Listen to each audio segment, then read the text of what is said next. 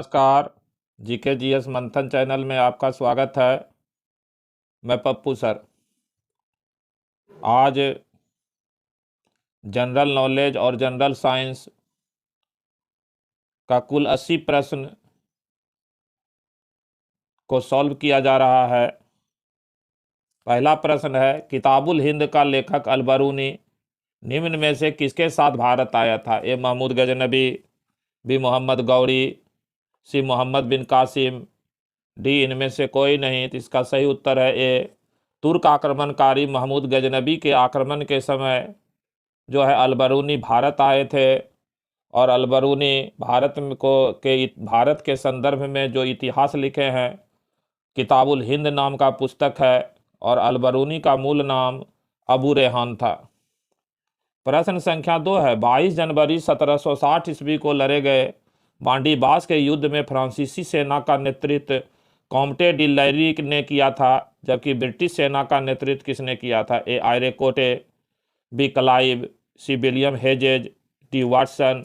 तो इसका सही उत्तर है ए। ये सही विकल्प पूरा नहीं दिया हुआ है, ए में आयरे कोटे दे दिया है। 1708 ईस्वी के बांडीबास की लड़ाई में ब्रिटिश सेना का नेतृत्व कर रहे थे सर चार्ल्स आयरकूट। तो इनका पूरा नाम है चार्ल्स आयरकूट। तो ब्रिटिश सेना का नेतृत्व कर रहे थे आयरकूट, जिनको आयरे कोटे लिख दिया है, सर चार्ल्स आयरकूट। और बांडीबास की यह लड़ाई निर्णायक लड़ाई थी। इस लड़ाई में फ्रांसीसियों को बुरी तरह से पराजित किया गया।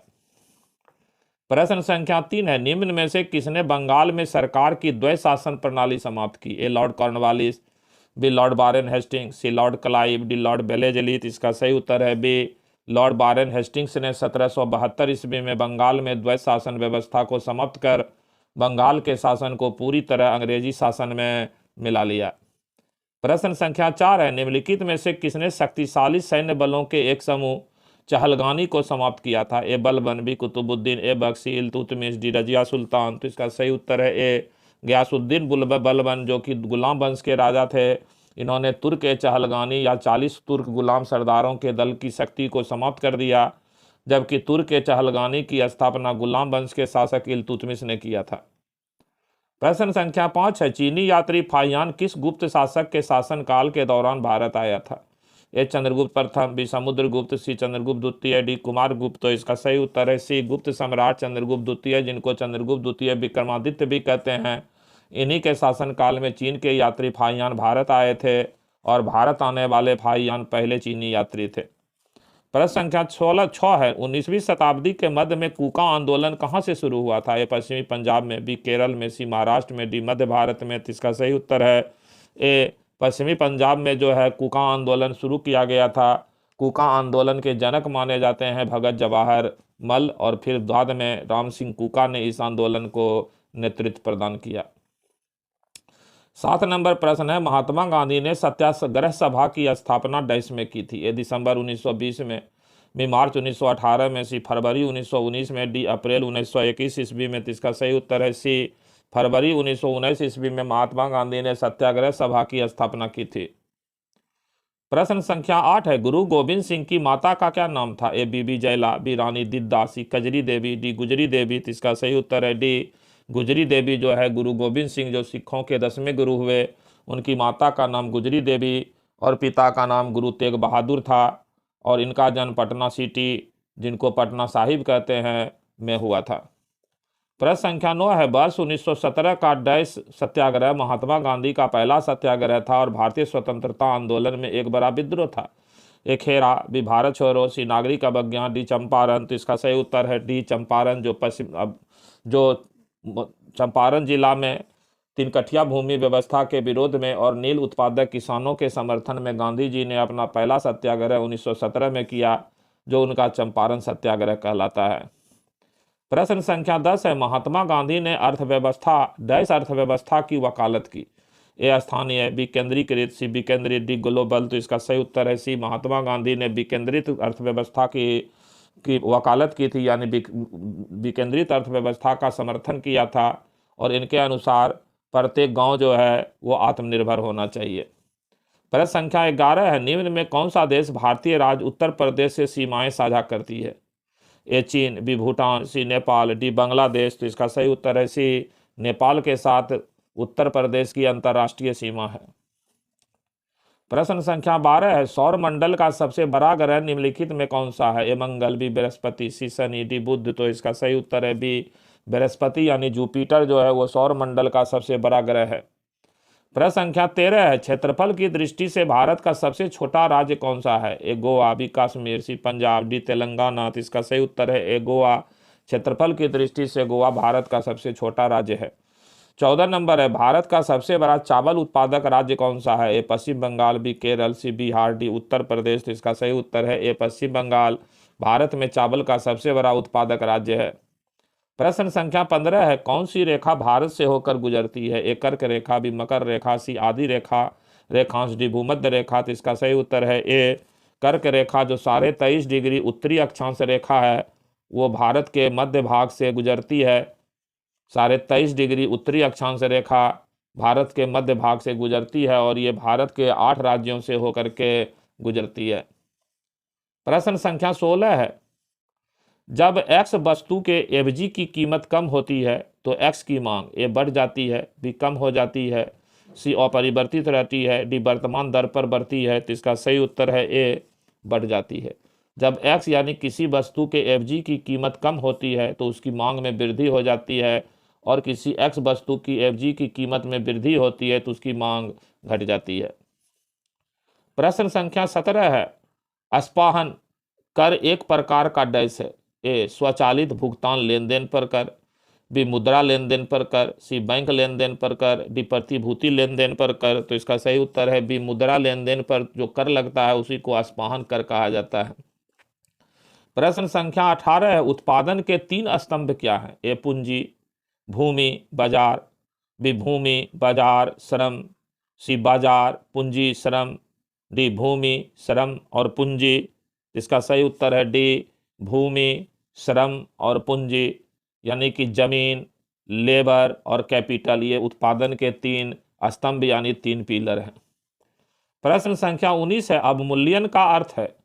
एक घरेलू मुद्रा के स्थान पर एक नई मुद्रा को लागू करना, बी चल पूंजी, सी अन्य देशों की मुद्रा की तुलना में घरेलू मुद्रा का मान कम करना, डी घरेलू मुद्रा का मान बढ़ाना। तो इसका सही उत्तर है सी अन्य देशों के मुद्रा की तुलना में घरेलू मुद्रा का मूल्य यानी मान को कम करना ही अवमूल्यन कहलाता है, डिवैल्यूएशन कहलाता है। जब भारत सरकार या किसी देश की सरकार अपने देश की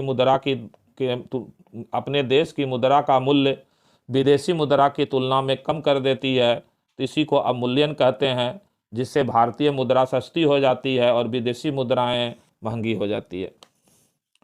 प्रश्न संख्या 20 है, निम्नलिखित में से एक गैर योजना व्यय यानी नॉन प्लान एक्सपेंडिचर का सबसे महत्वपूर्ण मद कौन सा है? ए ब्याज का भुगतान, बी रक्षा व्यय, सी उर्वरक सब्सिडी, डी सार्वजनिक उद्यमों के लिए ऋण। तो इसका सही उत्तर है ए भारत में गैर योजना व्यय का सबसे बड़ा आइटम यानी मद जो है ये ब्याज भुगतान है। प्रश्न संख्या 21 है, भारत में नियंत्रक एवं महालेखा परीक्षक पद पर यानी सीएजी के पद पर नियुक्ति का कार्यकाल होता है? ए 4 बरस, बी 3 बरस, सी 6 बरस, डी 7 बरस। तो इसका सही उत्तर है सी सीएजी का कार्यकाल 6 बरस का होता है और इनके कार्यकाल की गणना 2 तरह से होती है। 6 बरस का कार्यकाल अथवा 65 वर्ष की उम्र, इनमें जो भी पहले पूरा होगा ये रिटायर कर जाते हैं। प्रश्न संख्या 22 है, केंद्रीय मंत्रिपरिषद सम्मिलित रूप से किसके प्रति उत्तरदायी होती है? ए राष्ट्रपति, बी प्रधानमंत्री, सी लोकसभा, डी लोकसभा और राज्यसभा। इसका सही उत्तर है सी लोकसभा के प्रति केंद्रीय मंत्रिपरिषद उत्तरदायी होती है, चाहे उसमें सम्मिलित सामूहिक लगाइए या नहीं लगाइए, क्योंकि केंद्रीय मंत्रिपरिषद शब्द से ही समूह का बोध होता है। प्रश्न संख्या 23 है, भारत सरकार के वित्तीय खातों से जुड़े भारत के नियंत्रक एवं महालेखा परीक्षक का प्रतिवेदन किसे प्रस्तुत किया जाता है? प्रधानमंत्री, बी केंद्रीय मंत्रिमंडल, सी राष्ट्रपति, डी संसद। इसका सही उत्तर है सी सीएजी जो है भारत सरकार के व्यय की रिपोर्ट की व्यय की जांच करके एक रिपोर्ट तैयार करते हैं जिसको सीएजी रिपोर्ट कहा जाता है और इस रिपोर्ट को सीएजी भारत के राष्ट्रपति को सौंप देते हैं अनुच्छेद 151 के तहत। 24 नंबर प्रश्न है, सरकारी बजट पेश करने की तारीख कौन तय करता है? लोकसभा अध्यक्ष, बी राष्ट्रपति, सी वित्त मंत्री, डी केंद्रीय मंत्रिमंडल। जिसका सही उत्तर है बी राष्ट्रपति जो है सरकारी बजट यानी कि आम बजट को पेश करने की तारीख तय करते हैं। प्रश्न संख्या 25 है, संविधान सभा के संवैधानिक सलाहकार कौन थे? A doctor BN Rao, B doctor K Subba Rao, C KM Munshi, D doctor Rajendra Prasad. तो इसका सही उत्तर है ए, संविधान सभा के सलाहकार समिति के अध्यक्ष थे डॉक्टर BN राव। 26 नंबर है, निम्नलिखित में कौन सी संभवतः भारत में प्रयोग की जाने वाली प्रथम धातु थी? ए लोहा, बी तांबा, सी सोना, डी चांदी। तो इसका सही उत्तर है बी तांबा। न केवल भारत में इस्तेमाल की जाने वाली पहली धातु तांबा थी, बल्कि पूरी विश्व में इस्तेमाल की जाने वाली पहली धातु तांबा ही थी। 27 नंबर प्रश्न है, अहमद शाह अब्दाली ने निम्नलिखित में से किस मुगल शासक के शासनकाल में सर्वप्रथम भारत पर आक्रमण किया? ए मोहम्मद शाह, बी अहमद शाह, सी शाह आलम द्वितीय, डी अकबर द्वितीय। तो इसका सही उत्तर है अहमद शाह अब्दाली ने सबसे पहली बार आक्रमण जो किया था वो मुगल सम्राट अहमद शाह के शासनकाल में किया था। प्रश्न संख्या 28 है, निम्न में से किस युद्ध में पहली बार तोपखाने का प्रयोग किया गया? ये पानीपत का प्रथम युद्ध, बी पानीपत का द्वितीय युद्ध, सी तराइन का द्वितीय युद्ध, डी खनवा का युद्ध। तो इसका सही उत्तर है ए, पानीपत का प्रथम युद्ध जो 1526 ईस्वी में हुआ था बाबर और लोदी वंश के सुल्तान इब्राहिम लोदी के बीच। इसी युद्ध में पहली बार भारत में तोप का प्रयोग किया गया था बाबर के द्वारा। प्रश्न संख्या 29 है, भारतीय राष्ट्रीय कांग्रेस की पहली महिला अध्यक्ष कौन थी? ए सरोजिनी नायडू, बी सुचेता कृपलानी, सी राजकुमारी Amrit Kaur, D Annie Besant. तो इसका सही उत्तर है डी एनी बेसेंट जो है भारतीय राष्ट्रीय कांग्रेस की अध्यक्ष बनने वाली पहली महिला थी और ये आयरलैंड की निवासी थी। 1917 ईस्वी के कलकत्ता कांग्रेस अधिवेशन की अध्यक्ष बनी थी एनी बेसेंट। प्रश्न संख्या 30 है, गदर आंदोलन के शुरू होने का सबसे महत्वपूर्ण कारण था? ए प्रथम विश्व युद्ध का आरंभ, बी करतार सिंह सराभा को फांसी, सी कामागाटा मारू की घटना, डी लाला हरदयाल की गिरफ्तारी। इसका सही उत्तर है सी कामागाटा मारू की घटना जो है गदर आंदोलन शुरू होने का सबसे प्रमुख कारण था। कामागाटा मारू एक जहाज का नाम था। प्रश्न संख्या 31 है, अष्टप्रधान जो शिवाजी के मराठा साम्राज्य के प्रशासन में सहायता करते थे डैश के संदर्भ में निम्नलिखित में कौन केंद्रीय प्रशासन के प्रभारी थे? ए मोरोपंत त्रिम्बलक पिंगले, बी रामचंद्र नीलकंठ मजुमदार, सी अन्नाजी दत्तो, डी दत्ताजी त्रिम्बक बखनीस। इसका सही उत्तर है ए मोरोपंत त्रिम्बक पिंगले जो है वो अष्टप्रधान के हेड थे। प्रश्न संख्या 32 है, निम्नलिखित में से किसने भारतीय विश्वविद्यालयों में धार्मिक शिक्षा के लिए प्रबलता से वकालत की? ए बाल गंगाधर तिलक, बी स्वामी विवेकानंद, सी महात्मा गांधी, डी मदन मोहन मालवीय। इसका सही उत्तर है डी मदन मोहन मालवीय ने ये लगातार अपनी बात को उठाया, वकालत किया, समर्थन किया कि भारतीय विश्वविद्यालय में धर्म की शिक्षा दी जाए। और मदन मोहन मालवीय ही जो है बनारस हिंदू विश्वविद्यालय यानी BHU के संस्थापक हैं। 33 है, निम्नलिखित में कौन सा वैदिक लेख पहली बार पुनर्जन्म के सिद्धांत की प्रणालीगत व्याख्या देता है? ए छांदोगत उपनिषद, बी मुंडको उपनिषद, सी शतपथ ब्राह्मण, डी बृहदारण्यक उपनिषद। तो इसका सही उत्तर है ए छांदोग उपनिषद में ही पहली बार जो है वो पुनर्जन्म के सिद्धांत को प्रतिपादित किया गया है और छांदोग उपनिषद में जो है पहली बार भगवान कृष्ण का साहित्यिक उल्लेख भी हुआ है। प्रश्न संख्या 34 है, भारत का नेपोलियन किसे कहा जाता है? चंद्रगुप्त द्वितीय, विक्रमादित्य, बी समुद्रगुप्त, सी स्कंदगुप्त, डी कुमारगुप्त। तो इसका सही उत्तर है बी गुप्त सम्राट समुद्रगुप्त को भारत का नेपोलियन कहा जाता है। प्रश्न संख्या 35 है, मुगल वंश की निम्नलिखित में से किस इमारत के डिजाइन और वास्तुकला से उस्ताद ईसा संबंधित हैं? ए ताजमहल, बी बुलंद दरवाजा, सी लाल किला, डी इत्मा उद्दौला का मकबरा। तो इसका सही उत्तर हो जाएगा ए ताजमहल के मुख्य वास्तुकार डिजाइन करने वाले थे फारस यानी ईरान के उस्ताद ईसा। प्रश्न संख्या 28 है, निम्नलिखित में से किस युद्ध में पहली बार तोपखाने का प्रयोग किया गया?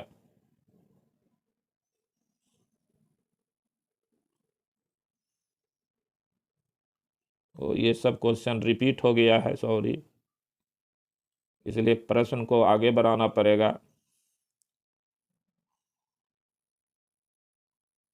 28, 29, 30, 31 ये सब प्रश्न रिपीट हो गया, इसके लिए सॉरी। 42 नंबर प्रश्न है, राज्य के नीति निदेशक तत्व बैंक द्वारा बैंक की सुविधा के आधार पर दे एक चेक की तरह है, यह कथन किसका है? तो इसका विकल्प है A Jawaharlal Nehru, B BN Rao, C doctor BR Ambedkar, D professor KT Shah. इसका सही उत्तर है डी प्रोफेसर KT शाह का ये कथन है कि राज्य के नीति निदेशक तत्व जिनका वर्णन भाग 4 में है संविधान के, बैंकों द्वारा बैंक की सुविधा के आधार पर दे एक चेक की तरह है। प्रश्न संख्या 43 है, भारतीय संविधान के किस अनुच्छेद के तहत संसद राज्य सूची के किसी भी विषय पर कानून बना सकती है? ए अनुच्छेद 229, बी अनुच्छेद 239, सी अनुच्छेद 259, डी अनुच्छेद 249। तो इसका सही उत्तर है डी अनुच्छेद 249 यानी अनुच्छेद 249 के तहत संसद राज्य सूची के विषय पर कानून बना सकती है। अनुच्छेद 249 में यह कहा गया है कि अगर राज्यसभा 2/3 बहुमत से यह प्रस्ताव पारित कर दे कि संसद राज्य सूची के किसी विषय पर कानून बनाए, तब संसद राज्य सूची के विषय पर कानून बना सकती है। 44 है, बरली एक पारंपरिक कला का प्रकार है। बरली नामक स्थान किस राज्य में है? ए महाराष्ट्र, बी उड़ीसा, सी राजस्थान, डी बिहार। तो इसका सही उत्तर है ए, बरली जो है महाराष्ट्र में है, जो एक पारंपरिक कला का प्रकार भी है। प्रश्न संख्या 45 है, निम्नलिखित में से किसकी सुनने की शक्ति इतनी तीक्ष्ण होती है कि वह वायु से पत्तों के हिलने की ध्वनि और घास पर किसी जानवर के चलने की ध्वनि में अंतर कर सकता है? ए बाघ, बी गिद्ध, सी रेशम का कीड़ा, डी कुत्ता। इसका सही उत्तर है ए, बाघ की जो है वो सुनने की शक्ति बहुत ही ज्यादा तीक्ष्ण होती है। प्रश्न संख्या 46 है, मच्छरों के प्रजनन की रोकथाम के लिए ठहरे पानी पर तेल डालने की सलाह दी जाती है। ऐसा इसलिए क्योंकि ए, तेल ऑक्सीजन की आपूर्ति को काट देता है जिससे मच्छरों का प्रजनन थम जाता है। बी, मच्छरों का तेल द्वारा विकसित किया जाता है मच्छरों को। सी, मच्छर तेल द्वारा मर जाते हैं। डी, मच्छर तेल की परत में फंस जाते हैं। इसका सही उत्तर हो जाएगा ए, तेल ऑक्सीजन की आपूर्ति को काट देता है जिससे मच्छरों का प्रजनन थम जाता है। साथ में तेल डाल देने से जल का पृष्ठ तनाव जो है वो बढ़ जाता है जिसके कारण मच्छर का अंडा जो है पानी में डूब जाता है। 47 नंबर है, कुडुक कहाँ के लोगों की भाषा है? ए मिजोरम, बी मणिपुर, सी अरुणाचल प्रदेश, डी झारखंड। तो इसका सही उत्तर है डी, झारखंड राज्य की भाषा है कुडुक।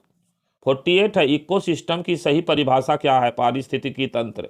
ए, परस्पर क्रिया करने वाला जीव समुदाय। बी, किसी स्थान का अजीवीय घटक। सी, पृथ्वी और वायुमंडलीय क्षेत्र जहां जीव रहते हैं। डी, जीव समुदाय और उसके वातावरण का संतुलित तंत्र। इसका सही उत्तर है डी, जीव समुदाय और उसके वातावरण का जो संतुलित तंत्र है उसी को इकोसिस्टम यानी पारिस्थितिकी तंत्र कहते हैं। प्रश्न संख्या 49 है, निम्न में कौन सा महत्वपूर्ण तीर्थ स्थान गंगा नदी के तट पर स्थित नहीं है? ए हरिद्वार, बी मथुरा, सी वाराणसी, डी इलाहाबाद। इसका सही उत्तर है बी, मथुरा जो है वो गंगा नदी के किनारे नहीं है। 50 नंबर है, पश्चिमी मध्य रेलवे का मुख्यालय कहाँ है?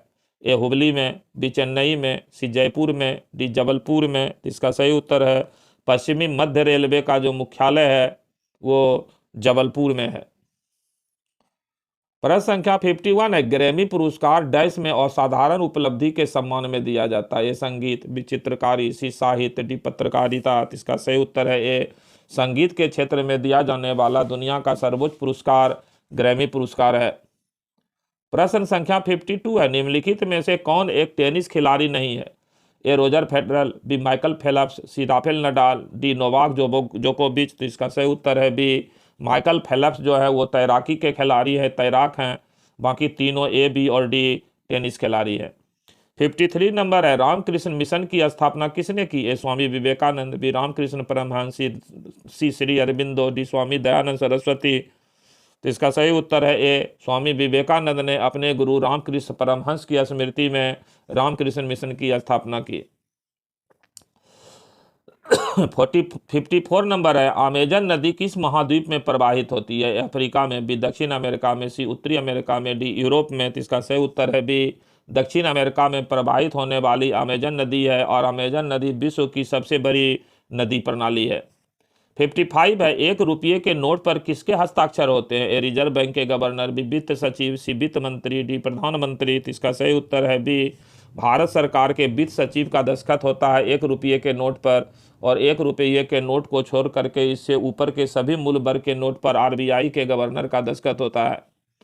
प्रश्न संख्या 56 है, रेड स्क्वायर निम्नलिखित में से कहाँ स्थित है? ए बीजिंग में, बी वाशिंगटन DC में, सी मॉस्को में, डी लंदन में। तो इसका सही उत्तर है सी, रूस की राजधानी मॉस्को में रेड स्क्वायर नाम का चौराहा स्थित है।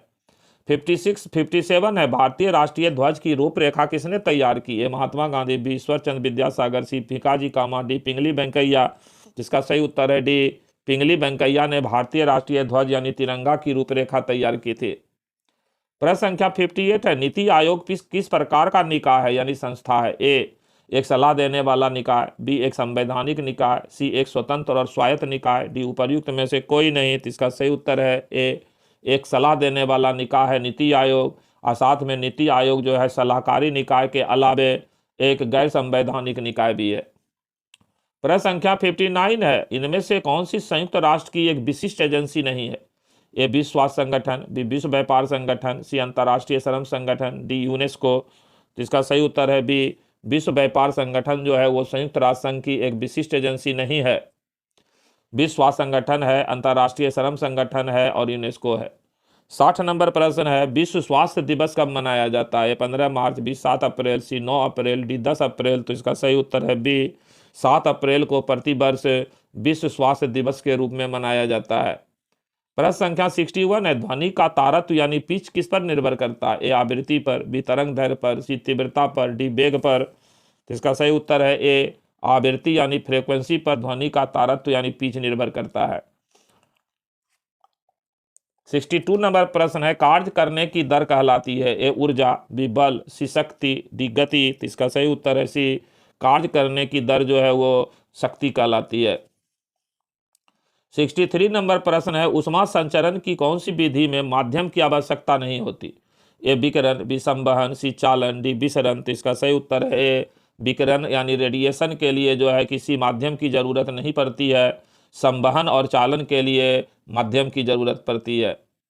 प्रश्न संख्या 64 है, एक आपतित प्रकाश किरण के लिए यदि दर्पण को 0 कोण से घुमा दिया जाए तो परावर्तित किरण का घुमाव कोण होगा? ए, 0, बी, 2 डिग्री, सी, 90, डी, 120 डिग्री। इसका सही उत्तर हो जाएगा बी, 2 डिग्री।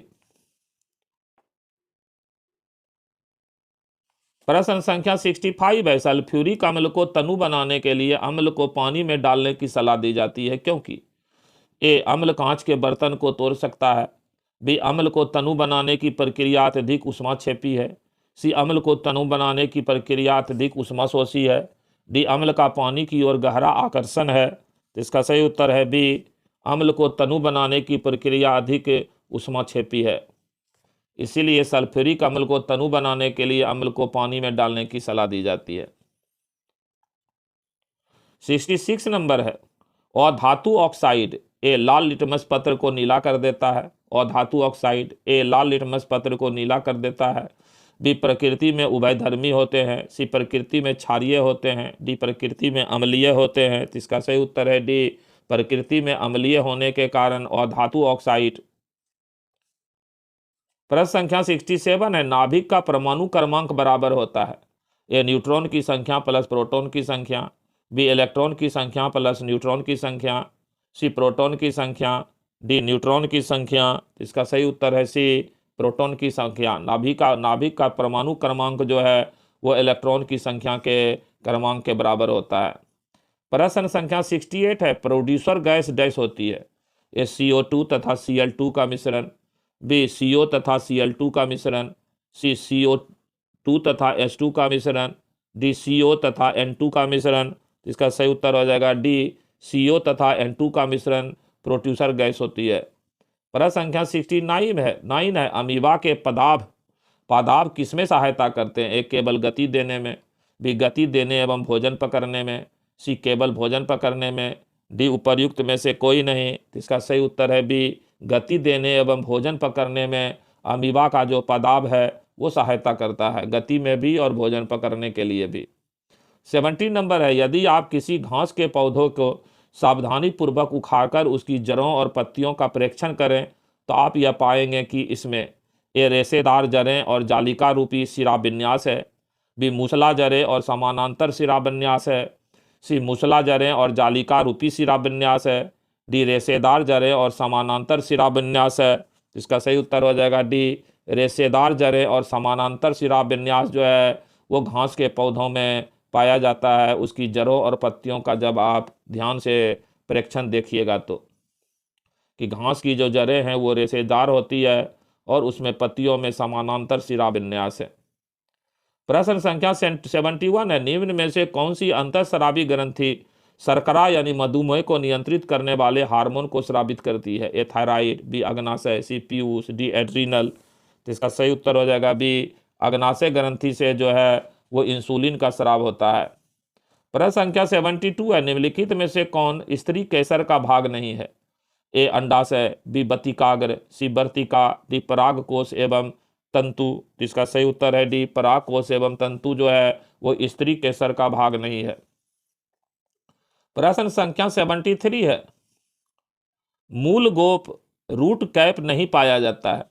ये जलीय पौधों में, बी मरुस्थलीय पौधों में, सी समुद्भिद पौधों में, डी लवण मृदोद्भिद पौधों में। इसका सही उत्तर हो जाएगा ए जलीय पौधे यानी जलोद्भिद में जो है मूल गोप यानी रूट कैप नहीं पाया जाता है। बी और सी तीनों में, बी सी और डी तीनों में रूट कैप पाया जाता है। प्रश्न संख्या 74 है, मनुष्य का अंगूठा बाकी अंगुलियों की अपेक्षा अधिक स्वतंत्रता से गति करता है क्योंकि इसमें उपस्थित होती है? ए ग्लाइडिंग संधि, बी हिंज संधि, सी सैंडल संधि, डी धुराग्र संधि। इसका सही उत्तर है सी सैंडल संधि जो है वो अंगूठा में पाया जाता है, मौजूद है, जिसके कारण अंगूठा बहुत ही आसानी से स्वतंत्र गति कर सकता है बाकी उंगलियों की तुलना में। प्रश्न संख्या 75 है, निम्नलिखित मानव निर्मित रेशों में से कौन सा एक कृत्रिम रेशा कहलाता है? ए एक्रिलिक, बी पॉलिस्टर, सी नायलॉन, डी रेयॉन। इसका सही उत्तर है डी रेयॉन जो है वो कृत्रिम रेशा है इसमें से। प्रश्न संख्या 76 है, बिहार की द्वितीय राजभाषा कौन सी है? ए उर्दू, बी मैथिली, सी अवधी, डी संस्कृत। तो इसका सही उत्तर है ए उर्दू जो है बिहार की द्वितीय राजभाषा और हिंदी जो है बिहार की प्रथम राजभाषा है। 77 नंबर है, सर्वाधिक जनघनत्व वाला राज्य कौन सा है जनसंख्या घनत्व? ए पश्चिम बंगाल, बी उत्तर प्रदेश, सी बिहार, डी केरल। तो इसका सही उत्तर है सी बिहार जो है 2011 की जनगणना के अनुसार सर्वाधिक जनसंख्या घनत्व वाला राज्य है। प्रश्न संख्या 78 है, निम्नलिखित में से किस राज्य में न्यूनतम महिला एवं पुरुष साक्षरता पाई जाती है? न्यूनतम महिला एवं न्यूनतम पुरुष साक्षरता पाई जाती है? बिहार, बी राजस्थान, सी उड़ीसा, डी छत्तीसगढ़। तो इसका सही उत्तर है ए बिहार राज्य जो है पुरुष और महिला दोनों साक्षरता की दृष्टि से सबसे नीचे है। 79 है, बिहार में लोकसभा एवं राज्यसभा सदस्यों की संख्या क्रमशः डैश है? ए 40 और 16, बी 45 16, सी 42 18, डी 24 और 10। इसका सही उत्तर है ए 40 और 16। लोकसभा में बिहार से 40 सदस्य और राज्यसभा में बिहार से 16 सदस्य हैं।